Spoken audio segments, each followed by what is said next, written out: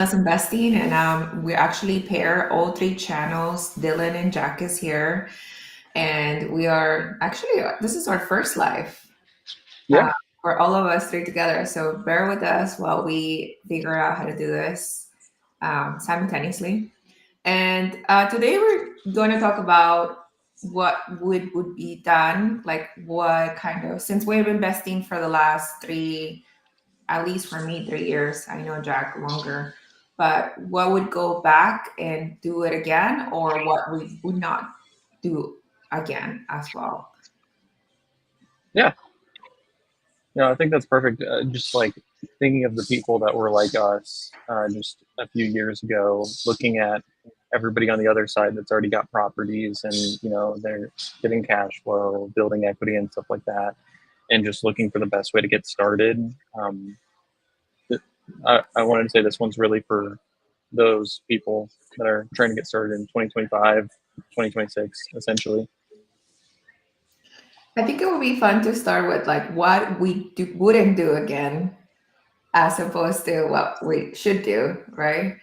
I Yeah, think one of the things that comes to mind for me would be like what was the first mistakes, the assessment of taxes, the correct assessment of taxes prior to moving, when you're buying a property and then you're looking at rental properties. It's very county dependent and also state dependent and how much you calculate taxes. Like, for example, in California, your taxes don't change. Like, you're pretty much maxed out to 1.19%.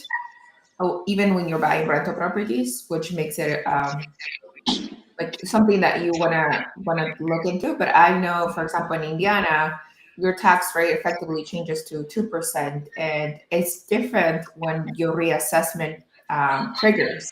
So it could trigger every 3 years. It could trigger upon sale. It just really depends. So you don't know when the new tax bill is going to kick you in. I believe I thought I was in the impression it was going to kick in after 2 years, but it triggered after the sale of my first rental.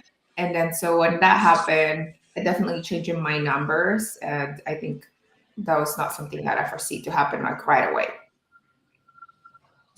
yeah. I know taxes were definitely a mistake that I made, and just that uh, assuming that they weren't going to completely go up to the 2% right away, like 2% of purchase price right away, and that it would be more of a gradual thing. Where in Indiana, they actually do a sales review, and they'll reassess your property at, if not a little bit over, your purchase price, and then they reassess it every single year, at least where I live. So property taxes keep going up every single year. Um, it's been very fun to deal with. Um, I would say another mistake I made was going and buying like higher end appliances instead of one thing I didn't even think of until somebody suggested it to me, and this is actually more of a recent thing, is going and buying like used or like scratch and dent appliances that you can get for a fraction of the price of a brand new appliance. So I was spending like 3,500 plus on everything that you need for a kitchen, like a fridge, stove, microwave, vent hood, everything like that, where I could have probably got away with spending like 2,100 or maybe even a little bit less to outfit the whole kitchen the same way. And it wouldn't have made a difference to the people that are actually living in the property because they're not really expecting like high end Samsung appliances or like a rental property, but um, I mean, there's tons of instances of that. And I think that's something that people that are getting into it really need to be cognizant of because there are a lot of ways that you can spend way more money than you should when you're first doing rehabs. And then we learn, at least I slowly learned over time, like, hey, I burned a lot of money on that one. I shouldn't have bought that, you know, the life proof flooring. There's tons of other LVP brands that are a lot cheaper and they're not like, I don't know, $4 or $5 a square foot before installing it.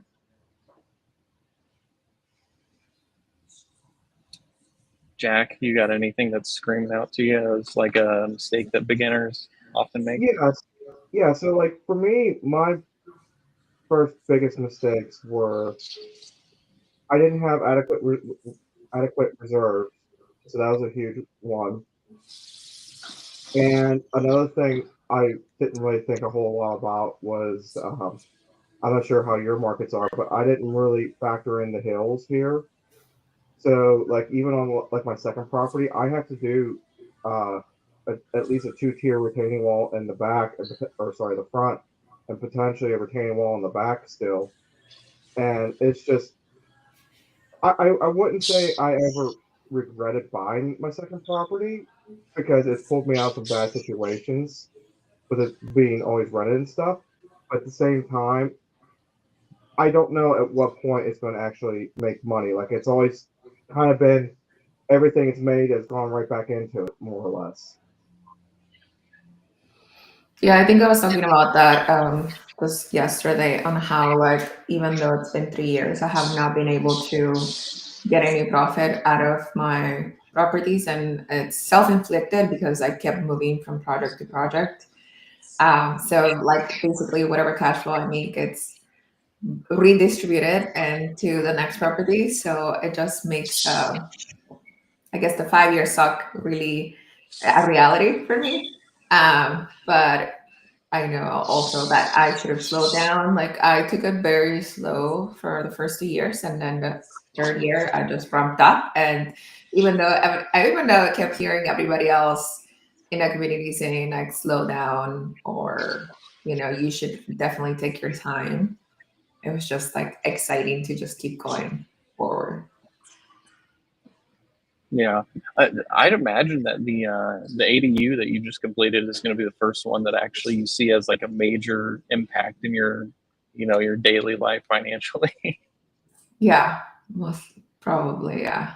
But also, like, I had debt on that EDU too, so not Oh, as much. it's not as much. Well, I I was thinking it was just going to be paying your entire mortgage essentially between the ADU Yeah. and. Do It you really do you have a is. triplex or is it just a house with an ADU? And I want to say there was other land to expand to multiple Oh yeah, so outbuildings. I have a single family corner lot, and then it's an a detached ADU.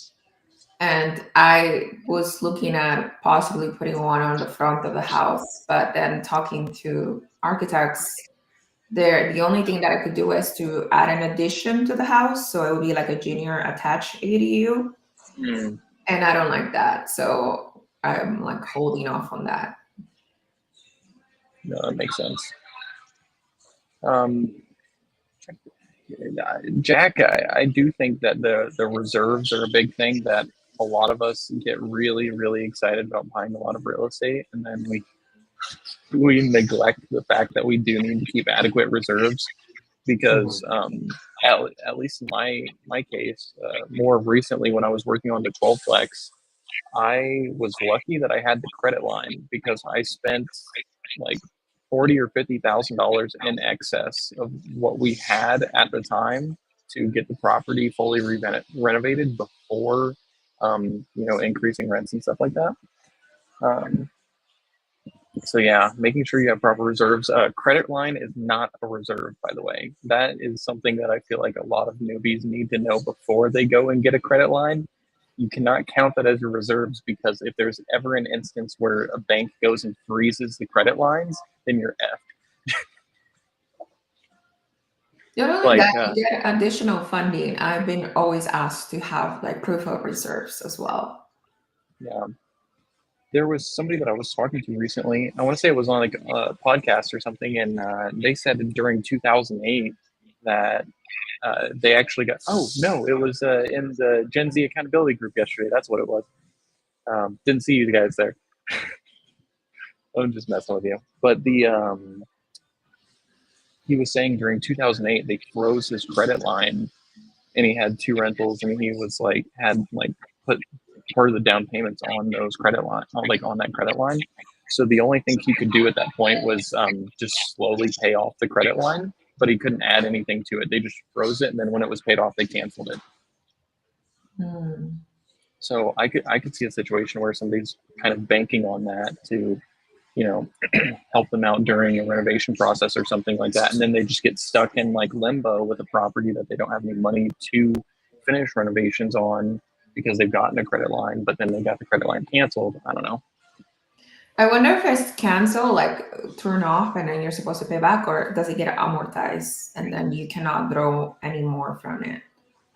So I asked about that because I put quite a bit on my credit line, and I was like, I worry about this like ever being canceled, and they just immediately asked me to pay off the credit line. And he was like, no, at least in I'm sure there's instances where they do that, but at least in his instance, they just didn't allow him to draw any more from the credit line. And then they just made him like slowly pay it off, just like normal payments instead of, just saying payments are due right now. Because I feel like your bank is still your partner on your properties, and like they are financially impacted if you're financially impacted. Maybe not to a large degree until you're a bigger investor, but I feel like they don't want to do things that are going to intentionally harm people that use their products. So I don't feel like they would immediately call it due. I would. It won't also worry about the sub too. Also, for that same reason, like do and sell clause, when they do call the loan, if they, if it happens, which it has happened, like when you go on sub to blogs and stuff or Facebook groups, you do hear about it very rarely, but you do hear about it, and they do say that they don't expect you to pay off the loan right away. They give you like 3 to 6 months to get that done. Oh, And so, I mean, like that's better to have some kind of exit strategy when that happens, if that happens. yeah. So No, I can there's some comments on the side. I'm not sure if you guys have seen it. I just finally got them up on the computer. Do you want to go through a couple of them? Oh, sweet. I didn't even. We're new at this. So who is it? Yeah, we got Frank in here, and Flavio, and Mark. I didn't even see these. That his Gary property got broken into while they're waiting for a tenant. Yeah, so we have a investor club or group text message with Mike and Angelo and Property, and then so we do give updates and people that are on the ground on Gary. They did mention that there was a couple men seen breaking into empty abandoned houses, but I didn't know Frank had an incident. Oh, they broke into one of his houses while the renovations were being done? Seems like that's what he's saying. A Oh, property got broken into while waiting for a tenant. Yeah, I'm trying to catch up on the chat. I didn't even see that there were people watching us live. We're just doing our thing like we normally do. I'm surprised that they let Simon and Zuber's thing. Oh, is Zuber doing something right now? Yeah, he has Simon the Uneducated Economist on. Oh, nice. Yeah, we jumped in, Dylan, just before you changed the time. So. Oh, you jumped into that one? For a bit. Yeah, sorry about that. I had a client that was supposed to meet me at like a specific coffee shop. Yeah. I put the address in the description, and then he was like, so I went to the wrong one because I just looked up that coffee shop and went to the closest one, and I was like, yeah, that's why I said Midtown, not like this other one, but it's all good. We got everything sorted out. I just didn't want to interrupt your guys' schedule if you had a busy day or something like that. No, Jack already went to Mass, so he's good.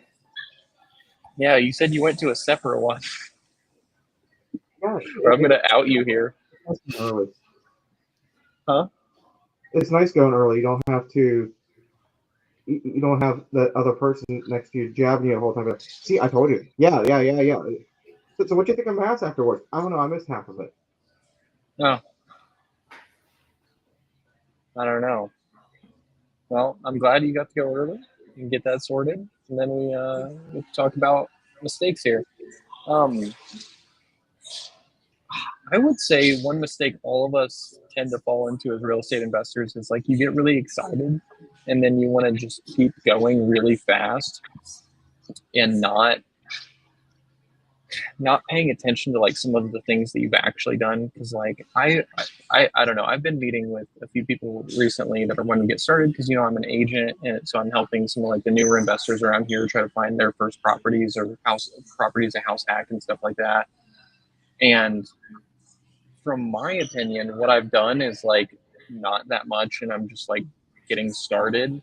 But then you talk to some people that have, never done anything yet, or maybe they have one house, or maybe they have two houses, and then they look at what you've done and they're like, well, you've accomplished a lot in a very small amount of time.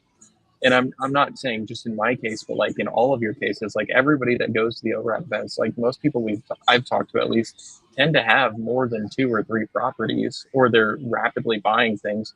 So like at least the event for me was something to look back and be like, oh shoot, we have all actually done like a lot of things to get here. We're all working really hard and getting these things done.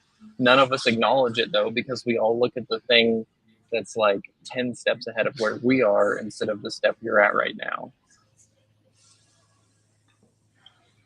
Does that make sense? Yeah. We're always looking ahead instead of like slowing down and see how far we come. Yeah. And then we're like living for tomorrow almost. Yeah. Which is fine, but like as far as like continuing to build a portfolio and focusing on that bigger thing, but like if you look at 3 years you built, I think on your bigger pockets podcast you said it was like 7,000 something per month in cash flow, but right now you're reinvesting all of it, so you're not really seeing any of it. But like that's pretty crazy that in a 3-year time you built like essentially $100,000 a year in free cash flow. It sounds big, but it doesn't feel big. Right now. Yeah. I think also, I don't know if this is going to be controversial, but the overconsumption of education in a way, it stresses me out. Like I like real estate. I feel like I'm passionate about real estate. And then so I think when Jack and I first talked about it, I'm like, dude, what do you listen to? What podcast do you listen to? And I was at the point of like, I don't listen to music. I don't watch movies anymore. All I hear and all I watch is YouTube, and it gives you motivation at the same time, but it also poses a pressure on your back of like you just have to keep going like no matter what. And then so I think that also it's finding that balance of like maybe I should step away from the computer and go take a walk and um, go hang out with friends in real life in person, and not just put so much pressure on yourself to keep moving forward. No, I can agree with that. It's kind of what I was getting at earlier. Is people just like to get really too into it. I mean, I have a lot of opinions on the education space. I know we have educators in our group. We also have people that have like spoken out against a lot of education stuff. But I just saw that Mark was into this 6'7" joke. Do you guys know what this is? Because I know it's really popular with the young kids today, but I don't know what this means. 6'7"? Yeah. No. It's nothing. Really? Okay, because I see like a lot of memes about it, but I feel like I'm getting to that point where I'm old enough where I'm not in with like all the memes that are being created right now. No. It is it comes from a song, and somebody says a J67 or something like that, and people started like picking it up, and it doesn't really mean anything. There's no culture behind it, but it's a cool thing. So Okay. That's what it is. But yeah, I do think there's a lot of overconsumption of education, and to the point where I feel like some people are more excited to consume the education than to actually do the thing that it takes to actually be successful. And not just in real estate. I see this in business too, where people will just like read and read and read. And I'm like, you can read all day long, about how to ride a bike, but at some point you're going to need to get on the bike and start going and fall down a few times, or you're never going to learn. Hmm. Same with me. I'm like the kind of person that if it's, I'm repeating the same thing, I'm regurgitating the same information, and like I'm foreseeing the answers that the questions are being asked, then okay, that means I have enough knowledge to move forward. Mm-hmm. Sometimes I just like to get like a really surface level idea of the thing I'm going to be doing. It depends on how much money is involved. But if there's Right. not a lot of money, if there's not a lot of money involved and we're just testing something really quick, I'm just like, okay, I get the gist of it. Like, now let's try it and go and see if it works. And if it doesn't work, let's figure out why. I'm not afraid of losing money to like learn, but when it comes to some of these real estate investments, you should have a pretty good idea of the things that are going into it. But there's only so many times you can watch people talking through a renovation project until you're like, okay, maybe I actually need to plan out my own renovation projects. You know what I mean? Yeah, and also I think that I go with the mentality and like even if I'm trying something new, if let's say it's a lot of money, if I lose all this money, would I be okay? Like would I be able to build that back up, in 1 year, 2 years or whatever? Then if the answer is yes, then I'm going to go ahead and do it. Mm-hmm. Looks like Mark is being our support in the background. He's putting in your channel in the chat. I know. Uh, Thank you, Frank. We're not talking about your age. It's actually the Gen Z group which I think I am part of that group, but I'm like on the edge of it, You are, and you are. it's the people younger than me that are coming up with these memes that I'm not understanding anymore. I had to look it up because it Yeah. was on TikTok. Oh, you had to look it up. Yeah. Yeah. People are going through it every day. Yeah. No, I agree, Bustin. Um, it is good to see other people going through it, but I just wouldn't want to prevent myself from doing something because I'm so focused on like watching some of the things, if you know what I mean. Like I feel like when I go to the local RIAs and stuff like that, everybody just likes to come there and talk to us about buying real estate and getting into real estate, but they don't actually do it. That's why I thought it was really nice when I went to the ORAD event. And, one of the first things that Michael asked is he's like, hey, how many of, maybe it wasn't one of the first things, but I want to say it was pretty early on. He was like, how many of you actually own a property? And like 90% of the room raises their hand. I'm like, okay, so these people actually do things. Mhm. Like, where I feel like you can go to a lot of those and you'll like, for example, my local RIA, I'll go there and I'll say, the last how many people own a property just to like get a feel of the room. And it'll be like 10% of the people are raising their hands. So why don't we talk about that for a second? That's Mm-hmm. a big topic in ORAT where people are asking, where do I go to meet new friends to get, you know, as adults, it's not like children where you're forced to be around so many people and your coworkers you already spend enough time with and you don't really want to see them again. Yeah, I would say the best place to at least meet people that are doing the thing you want to be doing if your thing is real estate is just going to the local real estate investor associations. Seems like every city or town, not every city or town, but every state has them. Like if you live in, I don't know, LA, just search up like LA real estate investor associations. You'll probably get a bunch of them and they'll probably try to sell you stuff while you're there. But if you go there and you're just wanting to learn and meet people, you can go there, learn and meet people. And I know like mine, if you're not a member, it's like $20 to go to an event, but it might be worth it to just see if that's even your crowd to just pay the $20 and go listen to them speak and then talk to everybody and see if you actually want to be involved in that. Yeah, I agree. I've met some people, like you said, like there's a lot of things that are being sold, like courses or mentorships or syndication partnerships and stuff like that. But you will find some people in your area. If you're investing in your backyard, those are like legit contacts that you're gonna be using. Like there's solar panel people, there's like HVAC people, there's contractors, and people that are like trying to advertise their business. Most of them, if I'm not mistaken, are new businesses. They're trying to get connected. Mm-hmm. Yeah, so like at your local RIAs, there will be a lot of like wholesalers. So if you've never talked to wholesalers before, you can talk to some of the people there. Those are probably going to be the either the ones with the booths are going to be the more established people that have actually been wholesaling for quite a while. Generally, they're going to be known by everybody in the RIA, whereas like the people that are walking around are going to be the wholesalers that really haven't been established, haven't been doing it for a long time. Just at least from my experience going to these events. Some of the lenders that are at the events, they might be good or might not be good to work with. I feel like if you're having to, not that if you have to pay to be at an event as a lender, that you're probably not the best, but like talk to them, but also talk to other lenders, because I don't know. I worked with one of the lenders at the event that I went, like at one of the RIAs that I went to, and I had a pretty difficult experience. But I was also a 1099 contractor at the time, so that convoluted the equation as well.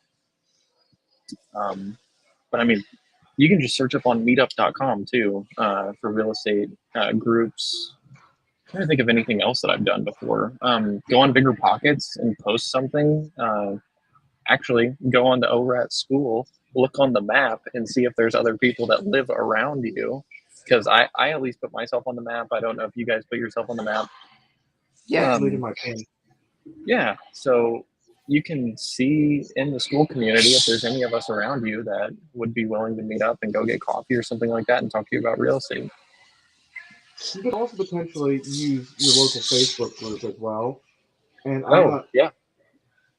And try to find like smaller meetups. So like for example, Dion's always talking about the local Toa meetup, and like it sounds like a big meetup, but there's only like 10 people, and that's really the only way you're going to find smaller ones like that. Mm-hmm. And I would not acknowledge any comments from Costco in this live. Just saying.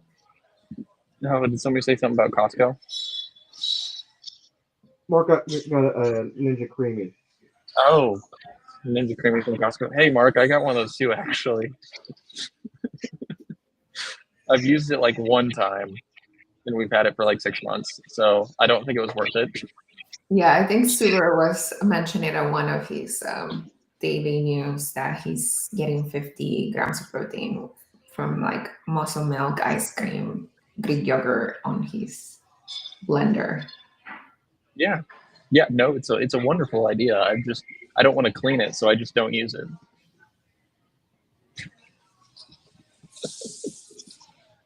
What's up, Jacek? Joining us now, Jacek. What was that? Yeah. Jacek hopped on and said hello. He's the head of the Butler Bruisers. Oh yeah, Butler Night Crew. Jacek is new to the community, but it feels like he's been there forever. I don't know. Hey, what's up, Jen? Jen popped in the chat. Hey. So easy. It is easy. It is easy to clean, Mark. I'm just lazy. Like, especially if you put Oreos and stuff in there too with the muscle milk, and then you like freeze that, and then you blend it up, and then you gotta like take the blades and stuff apart. I'm just lazy, Mark. I would rather just drink the shake and then let the Ninja Creamy collect dust. Trying to think if there's anything else that like I've personally done that. I mean, there's tons of mistakes, but some of them just like sweep under the rug after a while. You know what I mean? You just forget about it. Yeah, I think mistake that I continue to do is bookkeeping. So I'm not the best organized person in the whole world, but I usually hit the big things like, loan interest, taxes, keeping the receipts, keeping your closing disclosures, things like that. But as far as buying, the one thing that saves me is my property manager has like Buildium built in, and then I'm able to create reports. So the majority of the things, like I would say 98% of the things that are recorded for the properties are recorded through Buildium. But like there is the 2% of like things like school memberships that we pay, or when we went to ORAT and then stayed in a hotel, or When I go to Gary, like, do I save all of my meals tickets? I don't. Like that. Those things are just like missed and completely under the rug, and all of that compounds for sure. So missing on that bookkeeping. Yasik said he's getting a ninja soft serve today. Nice. I am terrible at the accounting. In fact, we finished my filings, like my corporate filings, on the 14th of last month, and it's due on the 15th. And then I paid my personal taxes on October 15th, and it was like 7 p.m. and they are due on October 15th. So I mean, I push it to the limit, and I'm also really bad about tracking all of the expenses. Like my accountant was like, "You didn't track mileage last year," and I'm like, "Yeah, I got a new phone and I forgot to install the mileage tracker, so I just never did it." If it wasn't for Home Depot with their ability to download receipts, I would have no receipts for all of the renovation projects that I do. Yeah. How about Jack? Do you? What do you use for your rentals for tracking your expenses? I usually use Excel, honestly, and I try to block out some like just an hour once a week to try and take care of it. And honestly, I think it's going to be one of the. So what I want is a program or something where I can just take a picture of the receipt and it just go in there. Because especially as I'm leaning more toward, like doing doing everything else that I have going on, like switching to the businesses and stuff and leaving the W-2, I want to make it more streamlined. And I honestly don't even want to be doing the books. I'm thinking about asking Cynthia to take care of the books. So I just wanted to be super quick where I just take a picture, it uploads it, and just does it almost automatically. I'm trying to find a program that does that. QuickBooks.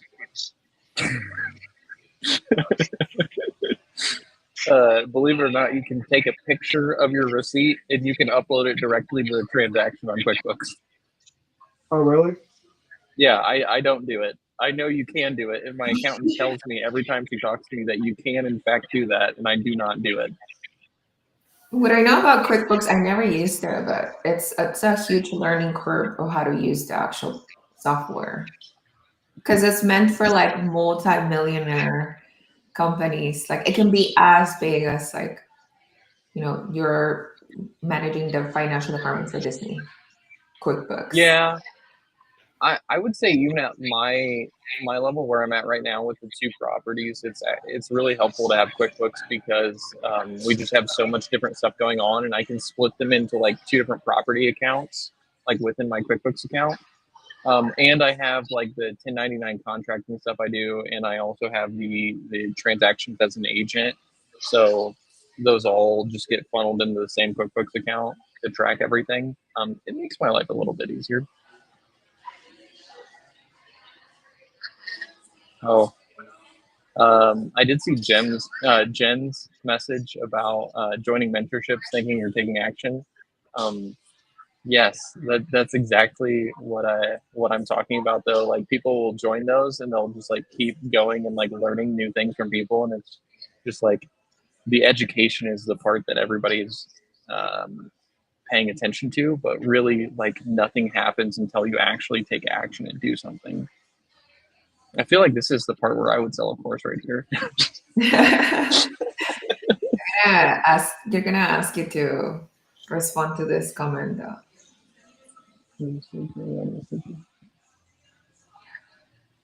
Yeah, yeah. No, I agree with that. Um, yeah, it's.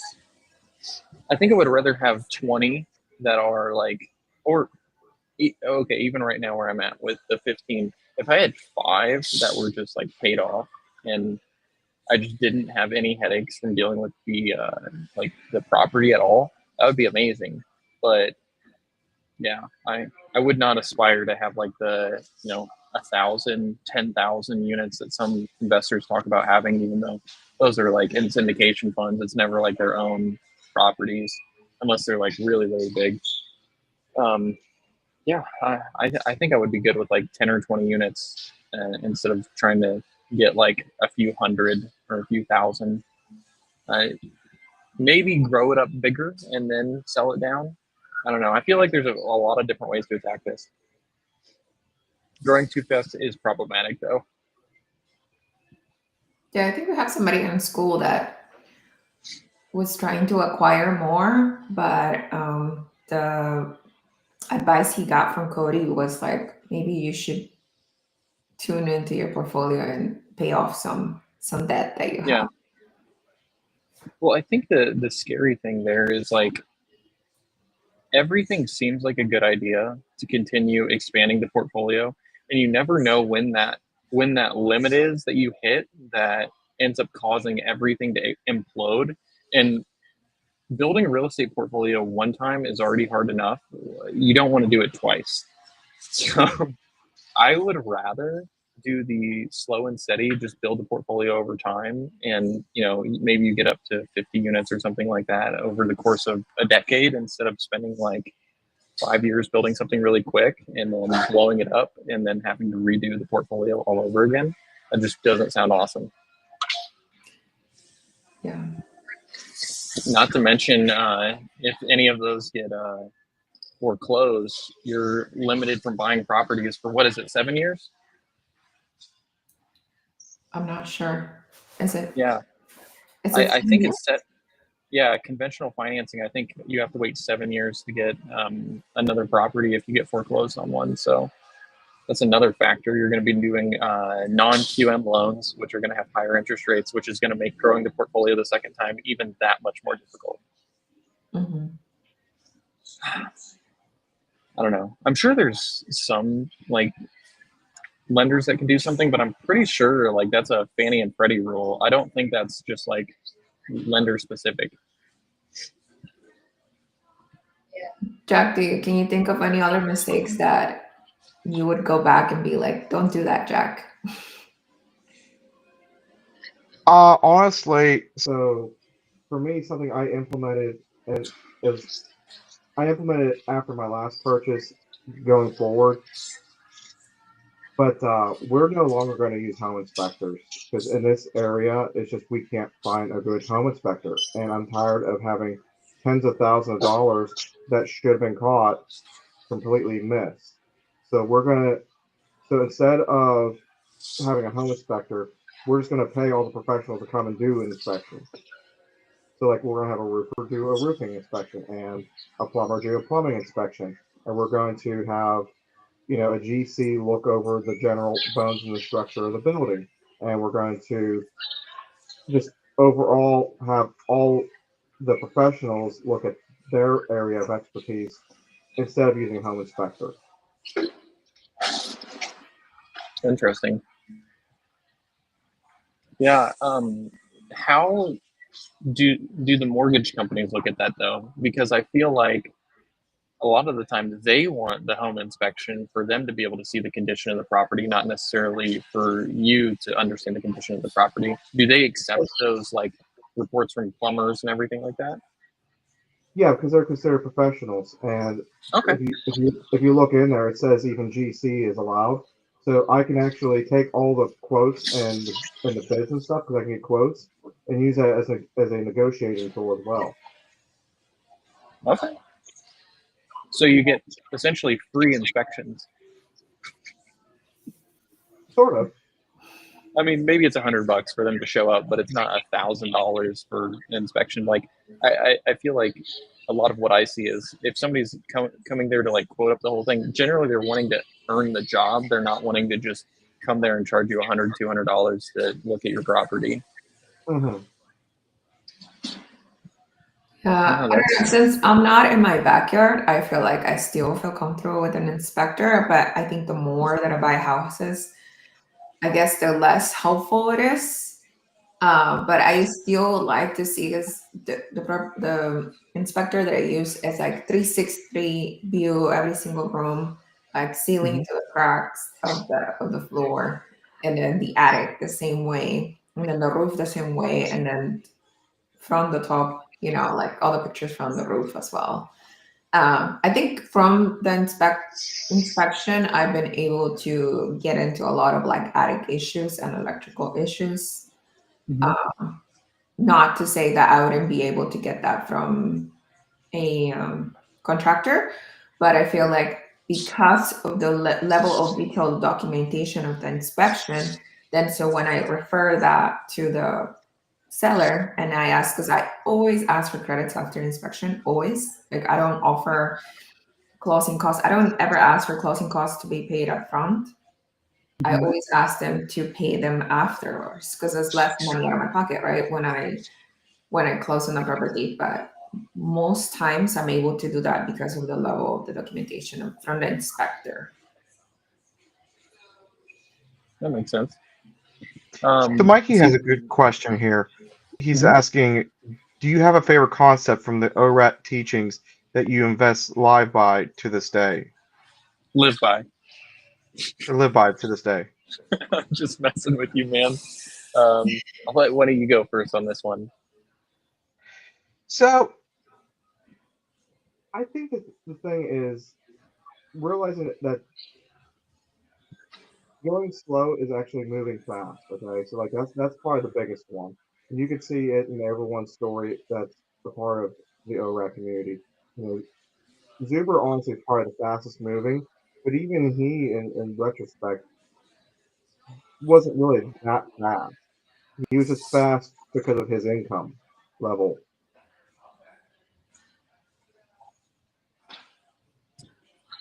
I think a thing that I personally like is generally a lot of the groups that you'll be involved with are either one way or the other. So, for example, if you're in like the sub two communities, like everybody only wants to do sub two. If you're in an STR community, everybody's heavy on just doing STRs. Whereas if you're in the ORAC community, not saying there aren't other communities like this, but everybody has everybody has a slightly different way that they run their portfolios. Like me and Lynn don't run our portfolios the same way, or you and Lynn, you and Frank probably don't run your portfolios the same way.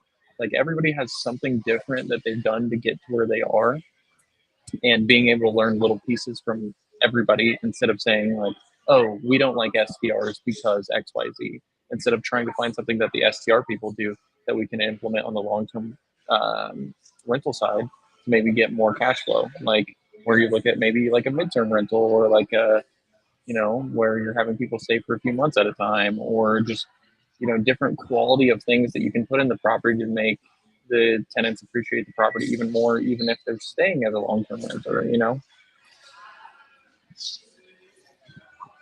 Yeah, I think one of the teachings that I think I heard only from Orat was like not fire your friends. I mean, fire your friends, but also be around the people that you want to emulate. So, Mm-hmm. me like offering to be leading the Friday out of state investing call was like me trying to like get around more people and be more active in the school, and alongside also in personal life, like what Sugar says, like if you want to be fit, like get around five people that are like always working out, always doing challenging themselves physically. And then so like I don't know why that didn't click before.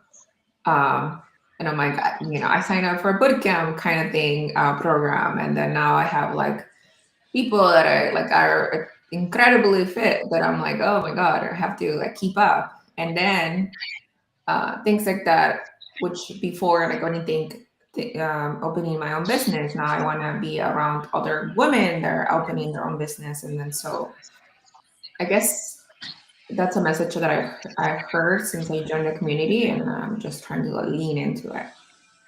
Yeah, I actually saw something like right before we did this call that Zuber had posted. It was a Hormozy thing, which, you know, it's a topic sometimes for some people. Alex Hormozy is, because not everybody is like believes in that whole like work culture thing. But I think it really clicks with like what you said, where he says nobody that is more fit than you is going to judge you for changing your diet. Nobody that has more money than you is going to judge you for budgeting.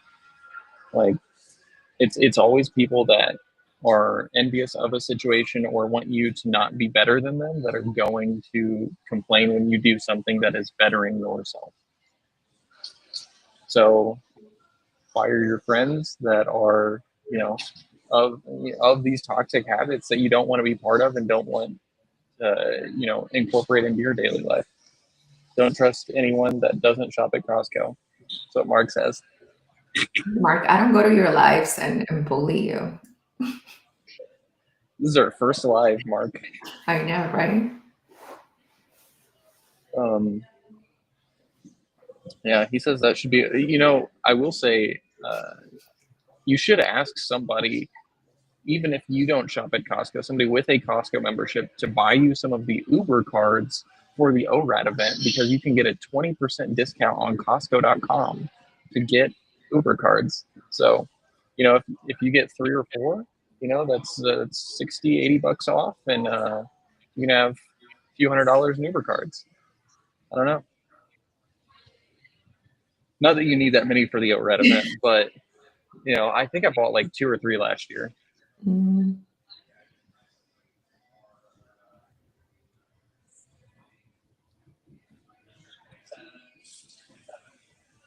I'm not sure, Jack. But I don't think so anything, because I'm hosting it. I don't know. I think we're good for now, at least. What about property managers? I feel like that's a place that a lot of people make mistakes by choosing the first person that they talk to. Can you give us some insight, since you're the out-of-state investor? Where do people make mistakes a lot of the time with finding the right property manager or selecting their property manager? I think I've been lucky because on my first property, I did have like no problems whatsoever. So I guess I don't know if this is a blessing in disguise or it was a thing that set me. Like I really didn't talk to my property manager even monthly when I had my first property because it rented the next week that I got it.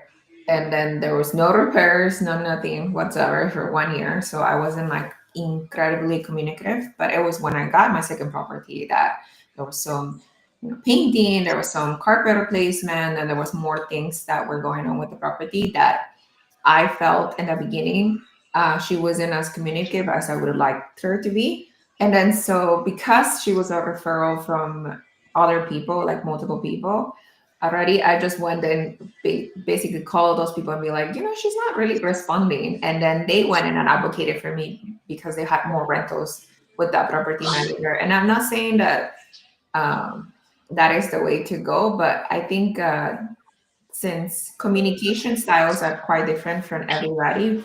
For example, I'm somebody that loves texting and emailing. Like I rarely will call you on the phone like randomly, or I would email you. I'll call you there at 9 a.m. So I don't bug you because I think I don't know, I'm a millennial, so calls are kind of intrusive in my view. But that level of communication is preferred in my market. Like nobody answers a text more so than a call. So it used to be very hard for me to like be like, oh, let me get her on the phone right now. But I'm over that now. Like I understand that's they have 400 properties, and then so my email can be lost between 25 emails that they get like every 3 hours. I'm not sure. So Yeah. things like that. And then delineating the lines of communications. I will call you every week on Fridays at 11 a.m. and we'll spend 5 minutes if nothing else is like pressing. If you're doing a rehab, I will expect pictures of ever since something is completed. If repairs are done, I will expect the receipt from the contractor. If new things are purchased, I will expect the invoice from the person that went and got it. Things like that. So delineating like the expectations that you have, as opposed to just expecting the property manager to like, oh, she's gonna call me when something goes wrong. Like, no, most likely it goes into the report. Like, if your property manager doesn't have software where you can see, track your expenses, the things that were done to the property, or the work orders that were submitted to them, then I don't think I would go with a property manager that doesn't have that because I'm supposed to manage the management, so I would definitely log in almost daily to see what happened on my properties. And I don't know if that's something that every landlord is doing, especially when they think everything is hand off, like passive. I would definitely question if a cleaning, for example, costed more than $250. Like that's not acceptable in my view. I don't know if that's the right way, but that's how I manage. Yeah. So, so here's the thing I'm wondering lately. So, what do you guys feel about, like, for example, Hemlane, or even, excuse me, or even if, for example, if you had like an AI bot, because they're getting better, do kind of like the texting and stuff, and pre-program it to reach out to the different handyman stuff. So, like, the tenant text it saying, "Hey, the toilet is running," for example, and it just automatically reaches out to either a handyman or the plumber, depending on the severity, and you train it to do that. What are your thoughts on that? I mean, I think that's something that could be facilitated pretty easily. You could also, I think some of the softwares even have like a contractor option where you can include the contractors in your communication channels. So like if there's a plumbing repair that comes up and you have a go-to person for that, I can't remember which one was it, Dion, or does he just introduce them directly to the property? Like, this is my plumber. If you have any plumbing issues, let him know. Like, is that how he handles it, or is there actually something inside of Hemlane that he uses to like connect the communication channels besides like just a text? I'm not exactly 100% sure, but I was I was thinking about that. Just so you have like the lines of communication, like in a data history. But I mean, you could with the AI have it backed up to an email, which would then take care of that. Yeah, I think it'd be pretty easy too if you just wanted to set up like Make or Zapier integrations with like if tenant sends text, then use like an LLM to read the text, and if you see the word plumbing in there, then send a text to your plumber. That should be pretty easy to facilitate if you're not like a person that codes a lot. And I would say even if you are a person that codes a lot, you should just do it that way because you can just like draw lines to connect these different tools together, and you'd be able to like connect like texting, like Google Voice texting um, with Chat GPT or something like that to respond, and then you can just send a message off to whoever it is that can resolve that issue. And I'd imagine you just have a ton of keywords that would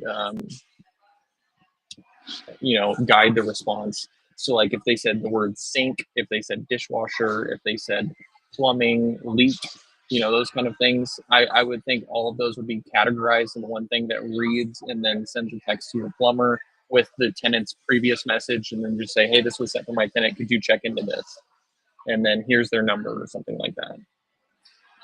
I don't think that'd be hard to facilitate, and it'd probably save No. time. I also think that it depends on like the kind of tenants that you have, because I'm sure you guys also get like the people that want to pay via check or cash, in person, Yep. that they don't want any AI bots or anything like. There has to be accommodations for those people too.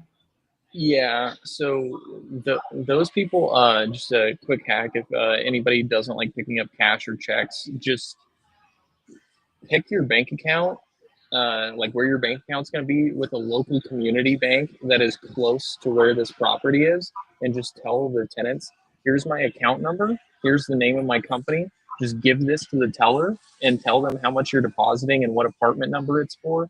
They'll deposit it for you into my account, and then I'll get a receipt that shows the apartment number, how much was deposited, and so on the day. And then you don't have to mess with using the rental property software that we use. um, I did see that Bill said he's had an issue with Hemlane, like bad experience with them. I've never used them before. I just use Rent Ready. It's probably not the best software, but it is also extremely cheap. I think it's $12 a month.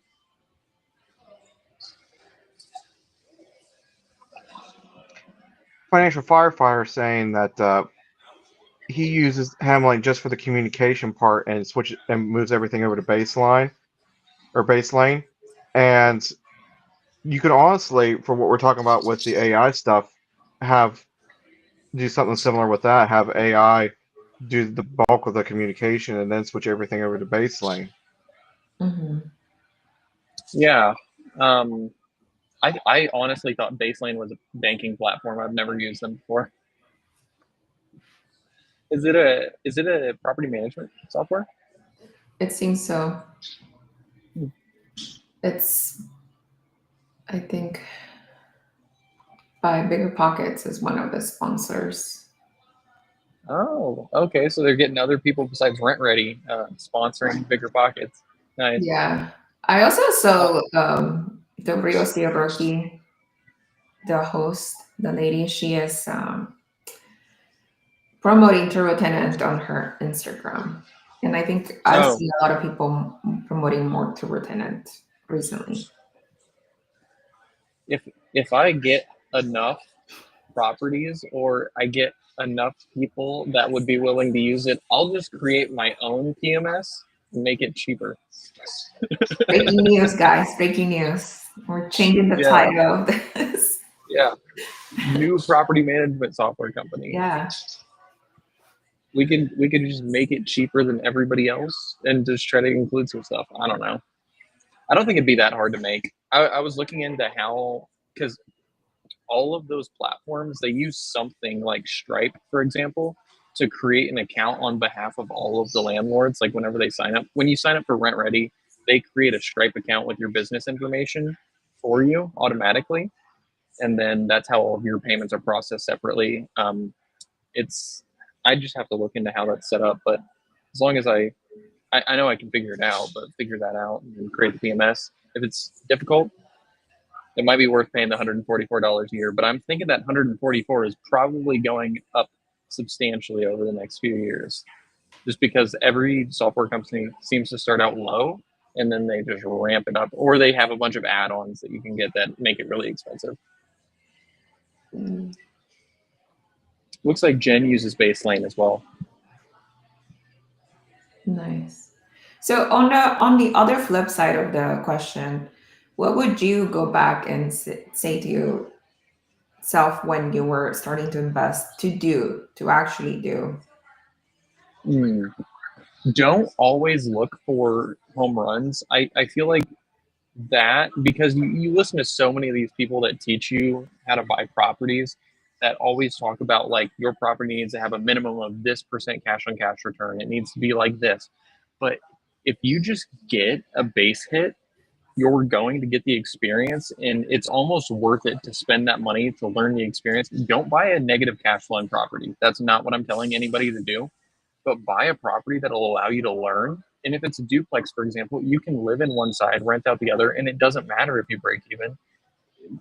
More often than not, it's going to be easier to find a duplex that doesn't break even, and you can live in one side, and maybe you're paying $500, $600, maybe even $1,000 a month.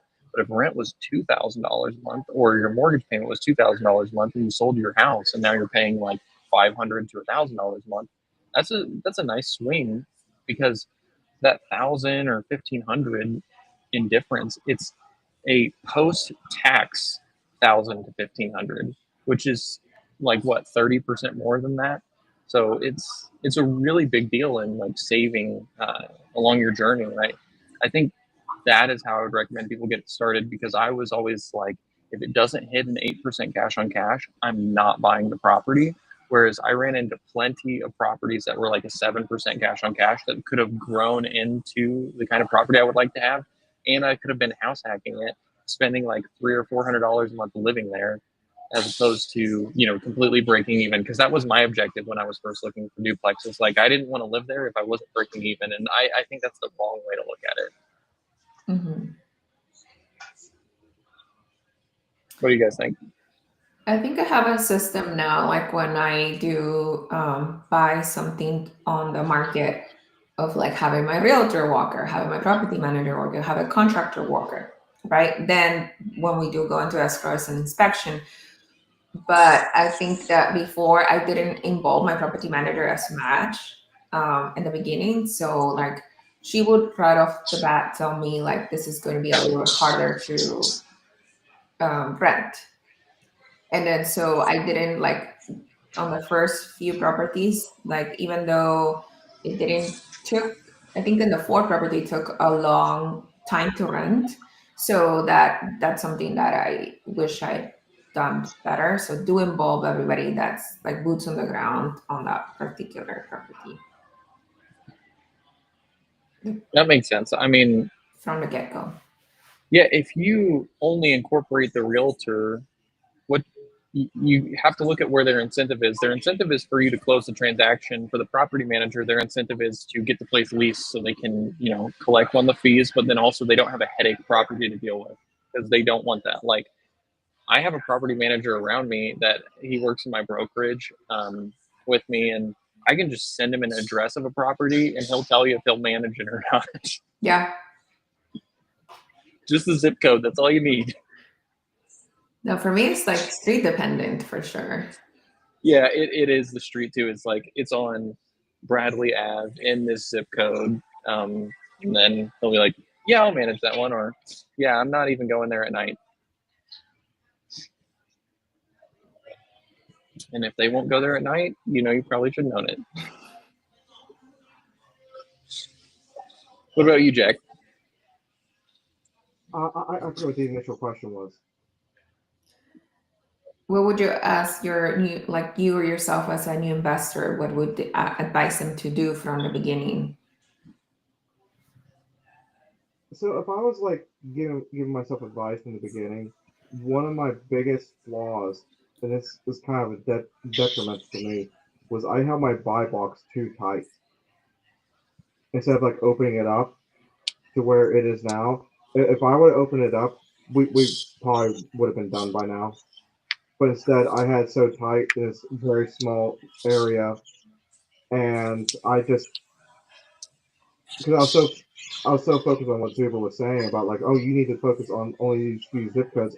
Well, that's great for his area, but like to get up to like 40 some rentals potentially in your buy box, I have to in my area include like 10 zip codes because like the investing out of the city, I don't have a ton of options. So like where I was initially, there would only be like 7 a year. That was it, and that really helped me slow me down too much. I have one for you, Jack, because I know that you rather do all the work yourself. And so because of that, you only have so many hours free during the week. And because of that, that's taking you longer to turn over a unit, for example, to Yeah, like look at your hourly rate and how much money would you save by using somebody else, like an electrician, a plumber, or a handyman, as opposed to like waiting until you have time off in the weekend or when you do have your days off to get to the work and then turn over the unit faster. I think along with that, one of the things I'm going to start doing is like there's certain things that contractors go kind of slow with. Just do that stuff and then have them do the finishing, and that way they can do the inspections at the same time. And that will, because like if they have to like for example rewire a whole house, okay, it's going to take them longer to get the project done. But if I run all the wires and all they have to do is just connect everything, they can do the inspection while they're doing it and rewire the breaker box and be done in like a day.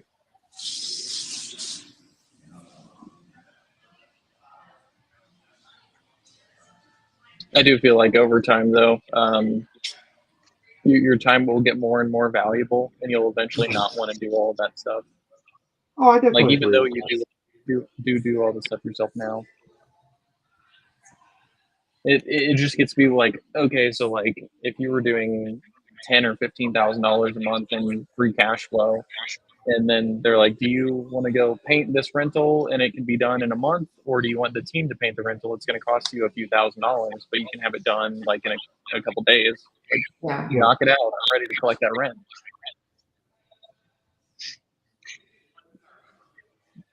Yeah, I feel like it's all different stages. But with you having a handyman business, I feel like it's a little bit different because Frank does both too. Like he has his handyman business, but well, he has all out of state rentals, so he couldn't do it if he tried, I guess. Yeah. But it looks like Mark said that Base Lane is for banking for landlords and investors, but you can also collect rent there as well. I didn't know that. I'll have to check it out.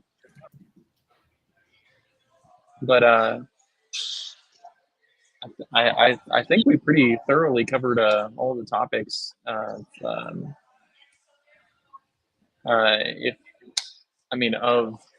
like what would be good for us to know a few years ago. So I think I'm pretty good here.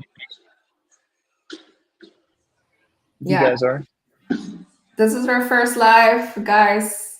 So tune in next week. I'm not sure what day, but we'll let you know. It will be on our YouTube channel with the time out, and we'll see each other next week. Awesome. I'll Thank you see so y'all much. next week. Thank you. See you guys. Bye, guys.